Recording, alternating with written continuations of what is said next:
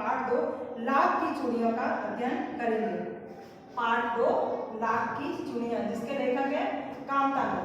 कामतानाथ जी ने अपनी लाख की चूड़ियां टाइटल के द्वारा एक गांव में एक आदमी था बदलू, जो कौन था, लाख का काम किया करता था, उसकी एक छोटी सी कहानी को पेश किया है अपने शब्दों में। तो इसमें देखते हैं कि पहले हम पढ़ते हैं। देखिए, प्रस्तुत पाठ के लेखक कामतानाथ हिंदी के चर्चित कथनाकार हैं, यानी कि जो भी कहानी लिखते हैं उसको कथाकार हम कह देते हैं। क्या कहते हैं? कथाकार। इस पाठ में उन्होंने अपने बचपन से जुड़ी घटनाओं को चित्रित किया है। जो भी उनकी बचपन की घटनाएं हैं, लेखक उस टाइम जब ये लिख रहे हैं तो क्या वो बड़े हो चुके थे, और जब ये उनकी कहानी क्या है, जब वो छोटे थे। ठीक है, इसके बाद हम शुरू करते हैं कहानी। सारे गांव में बदलू मुझे सबसे अच्छा आदमी लगता था, क्योंकि वह मुझे सुंदर सुंदर लाख की गोलियां बनाकर देता था। क्यों? हमें कोई आदमी दूसरा का पसंद क्यों आने लग जाता है कि जब वो हमारे अनुसार थोड़ा सा हमें अच्छा लगने वाला काम करता है तो हमें वो दूसरा आदमी पसंद लगने लग जाता है। इसी प्रकार लेखक को बदलू बहुत अच्छा लगने लग जाता था, क्यों लगने लग गया?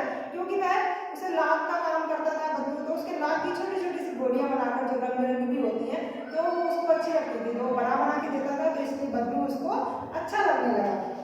फिर मुझे अपने मामा के गांव जाने का सबसे बड़ा चाव यही था कि जब मैं वहां से लौटता था तो मेरे पास ढेर सारी गोलियां, रंग बिरंगी गोलियां, जो किसी भी बच्चे का मन मोहे। आप भी देखते होंगे लाख की चूड़ियां, कभी आपने देखी होंगी तो बहुत सुंदर सुंदर होती हैं। हमारी कांच की चूड़ियां भी सुंदर होती है, बट उससे भी सुंदर क्या होती है? लाख की चूड़ियां, जो कि हमें हमारा मन मोह लेती हैं। ऐसे ही लाख की जो छोटी छोटी गोलियां होती थी रंग बिरंगी, किसी का भी मन मोह लेती थी।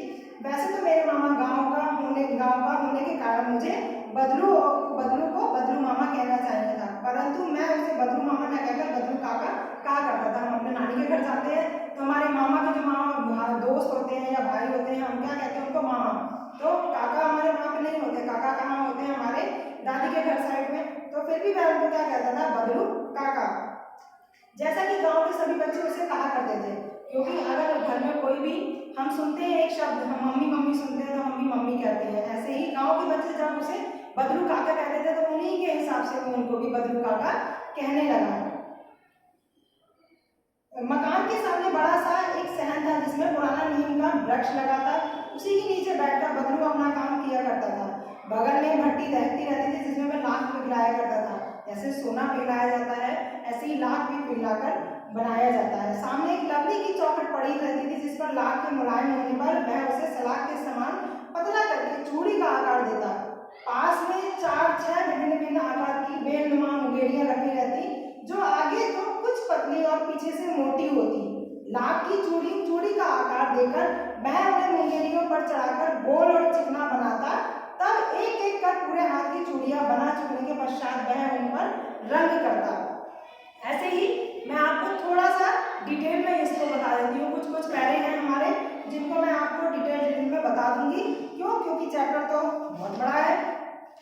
चलिए देखते हैं कि जैसे कि अभी आपने पढ़ा कि लाख की चूड़ियों का आकार देकर मुंगरियों और गोल चिकना बनाता, और तब एक एक करके पूरे हाथ की चूड़ियां बना चुकने के पश्चात वह उन पर रंग करता। रंग करने के बाद क्या, उनको चिकना बनाता था, उन पर रंग भरना। मेन कलाकारी क्या होता है? उस पर रंग भरना। यह क्या, तमाम कार्य सारे बदलू सदाई एक मछली पर बैठकर करता था। उसकी एक मछलियाँ का जगह चौकी होती है, मैं उस पर बैठ कर करता था। बीच बीच में हुक्का पीता रहता था। बीच में कार्य करने के साथ थक जाता था, अपनी थकान मिटाने के लिए क्या करता था? वह हुक्का पीता था। लेखक बताता था कि गाँव में मेरा दोपहर का समय बदलू के साथ ही व्यतीत होता था। लोग नानी के घर जाते हैं तो मौज मस्ती करते हैं, तो उसकी मौज मस्ती कहाँ बीतती थी? बदलू के साथ। फिर वह बदलू उसको प्यार से क्या कहता था? कोई बच्चा हमारे साथ प्यार से रहता था, हम बेटा कहने लगते हैं, तो बेटा को वह क्या कहता था? लला। लेखक से क्या कहता था? वह लला।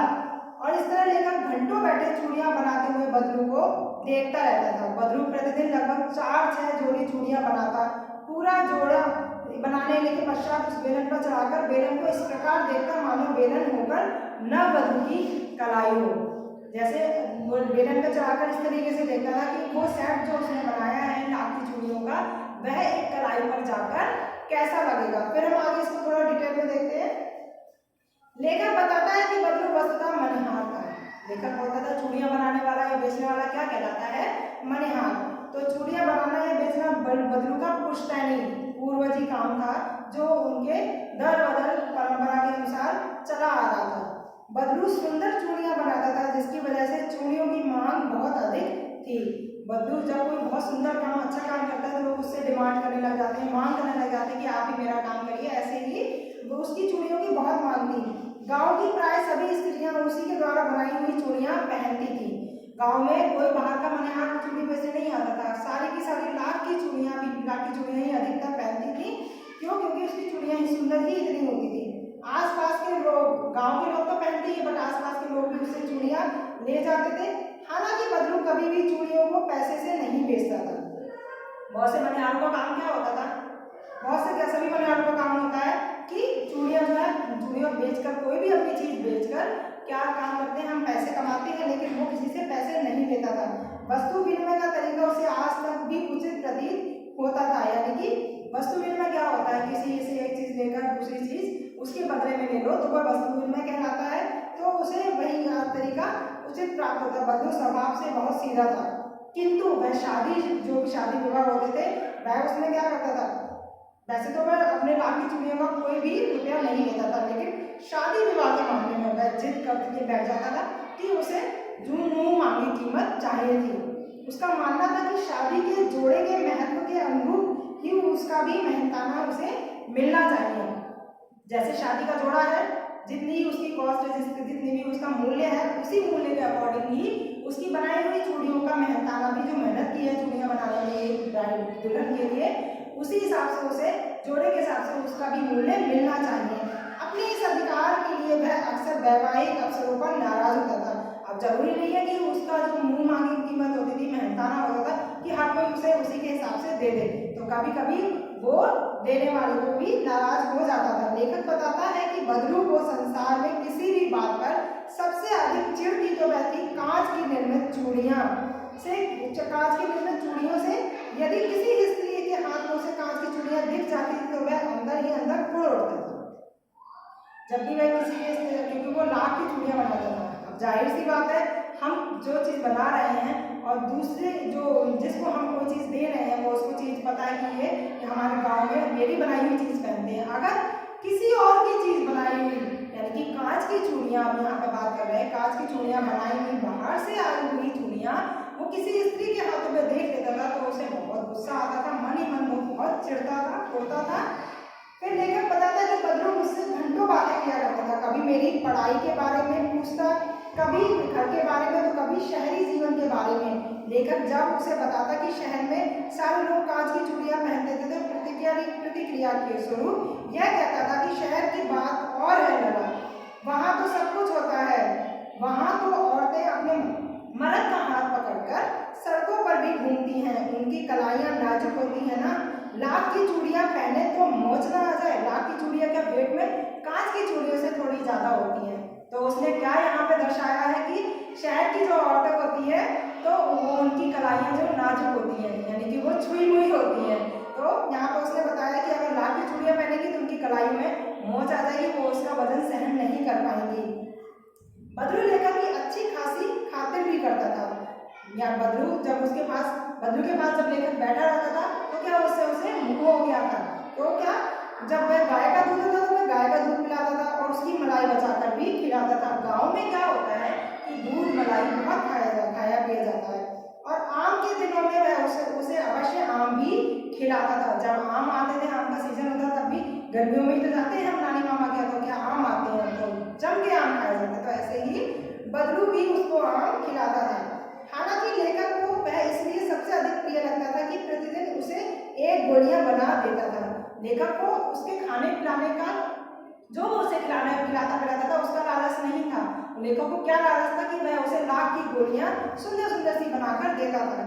लेखक बताता है कि अक्सर मैं गर्मी की छुट्टी में अपने मामा के यहाँ चला जाता था, एक आध महीने वहां रहकर स्कूल के समय तक वापस आ जाता था। किंतु लेखक के पिता की दूर की शहर में बदली हो गई तो एक लंबी अवधि तक मैं मामा के घर नहीं जा सका। ऐसे ही लेखक बताता है आगे, लेखक 8-10 वर्षों के बाद मामा के गांव गया तो वह इतना बड़ा हो चुका था कि लाख की गोलियों में उसे रुचि नहीं थी। अब हम इतना डिस्टेंस हमारे सामने जब आ जाए, 8-10 साल बहुत होते हैं, 8-10 साल क्या 1-2 साल भी बहुत होता है किसी बच्चे की मेमोरी में वो चीज़ धीरे धीरे खत्म होने के लिए। तो क्या लेखक जब छोटा था, तो जब 8-10 साल के बाद गया तो क्या उसे लाख की चूड़ियों में कोई इंटरेस्ट नहीं था। तो इस रुचि के परिवर्तन की वजह से बदलू का ध्यान भी नहीं आया। इस बीच लेखक देखता है कि गांव की सारी स्त्रियां कांच की चूड़ियां पहनने लगी हैं। अब इतना अंतराल आ गया कि लाख की चूड़ियों का कार्य भी धीरे धीरे खत्म हो गया था। क्या बदलू जब लेखक बड़ा हो गया तो बदलू भी तो बूढ़ा हो गया होगा।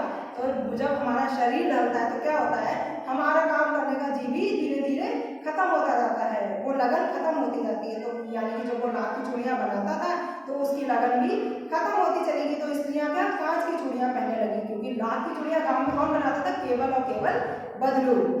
फिर लेखक को बहुत कम लोगों के हाथ में लाख की चूड़ियां देखने को मिली। बदलू का ध्यान केवल लेखक को उस समय आया जब मामा की छोटी लड़की आंगन में फिसलकर गिर पड़ी और हाथ की चूड़ी टूटकर उसकी कलाई में घुस गई और खून बहने लगा। वैसे लेखक को बिल्कुल याद नहीं था कि इस गांव में कोई बदलू भी था। 8-10 वर्षों के बाद तो वो बदलू को भूल चुका था। लेकिन एक घटना हुई उसके सामने की, उसकी मामा की लड़की जमीन पर गिर गई, जमीन पर हाथ लगा, उसके हाथ में कांच की चूड़ियां थी। जब वो गिरी तो कांच की चूड़ियां उसके हाथ में घुस गई। तो उसे याद आया, उसे थोड़े माइंड में थोड़ा सा उसको लगा कि लाख कांच की चूड़ियां, तो क्योंकि उसका पहले अट्रैक्शन बना हुआ था लाख की चूड़ियों को जब वह छोटा था। तो लेखक के मामा घर पर नहीं थे, अतः लेखक को ही मरम पट्टी करनी पड़ी। लेखक आगे बताता है कि शाम को घूमते घूमते बदलू के घर चला गया। बदलू वहीं चबूतरे पर नीम के नीचे खाट पर लेटा था। लेखक को जब याद आया तो वह बदलू के घर घूमते घूमते पहुंचा। अपनी थोड़ी पुरानी यादें ताजा करने के लिए लेखक ने बदलू को नमस्ते किया। हालांकि बदलू लेखक को पहचान नहीं पाया। बदलू भी इतना बूढ़ा हो गया था कि उसने उस बच्चे को नहीं पहचाना, यानी कि लेखक को नहीं पहचाना। किंतु लेखक ने जब उसे गोलियां बनवाकर ले जाने का जिक्र किया तो वह उसने तुरंत पहचान लिया। जब लेखक ने बताया कि मैं यहाँ से आपके पास से चूड़ियां ले जाता, घंटों आपके पास समय बताता था, तो लेखक बदलू को भी याद आ गया कि वह उसके पास आया करता था। लेखक बताता है कि चारपाई पर बैठने के कुछ देर तक इधर उधर देखता रहा। ना तो बदलू की बचिया दिखाई दी, ना वह भट्टी जिस पर बदलू काम किया करता था। लेखक के पूछने पर कि आजकल आप काम नहीं करते काका, बदलू ने बताया कि काम तो कई साल से बंद है। जैसे कि गांव में कांच की चूड़ियों का प्रचार हो गया, ऐसी उसी प्रकार से लाख की चूड़ियां भी उसने बनानी बंद कर दी। बदलू ने लेखक की निगाह को पढ़ते हुए कहा कि आखिरी जोड़ा बनाया था जमींदार साहब की बेटी के विवाह पर। इससे 10 आने पैसे मुझे दे रहे थे, मैंने उन्हें नहीं दिया। शहर से मूंग ले आओ लेकर आम खाकर थोड़ी देर पश्चात चला गया। उसे प्रसन्नता इस बात को सोचकर हुई कि बदलू ने कभी भी हार नहीं मानी और उसका व्यक्तित्व कांच की चूड़ियों की तरह क्षण भंगुर नहीं था। इसमें हमने पढ़ा कि बदलू ने क्या कहा कि सोच रखा था कि मुझे लाख की चूड़ियां बनानी है, उसने कोई और अपना व्यवसाय नहीं चुना। चाहता तो क्या वो ये कर सकता था कि कांच की चूड़ियां का व्यवसाय अगर गांव में आने लगा है, लोगों को कांच की चूड़ियां अच्छी लगने लगी तो मैं वही व्यवसाय शुरू कर दूं। लेकिन नहीं, लेखक ने बदलू ने अपना कार्य जो नहीं छोड़ा और वह धीरे धीरे उसका कार्य बंद हो गया। और वैसे उसी प्रकार गाँव में जब बदलू ने कांच की चूड़ियां नहीं बनाई तो क्या हुआ, लोग भी कांच की चूड़ियां पहनने लग गए। उम्मीद है आपको लेसन समझ में आया होगा। चलिए आगे मैं बताती हूँ कि आपको इसके शब्द